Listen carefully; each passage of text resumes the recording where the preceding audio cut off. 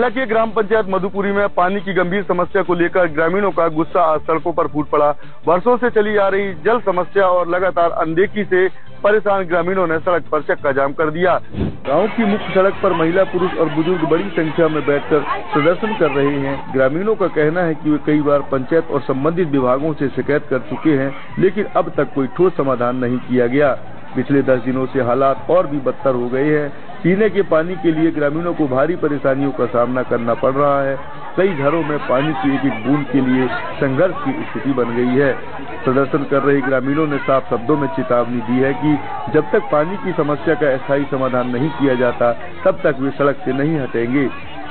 फिलहाल गांव में तनावपूर्ण माहौल बना हुआ है और सभी की निगाहें प्रशासन की अगली कार्रवाई पर टिकी है। अब देखना होगा कि ग्रामीणों को कब तक राहत मिलती है और यह चक्का जाम कब समाप्त होता है। अनिल साहू, विस्तार न्यूज, मंडला।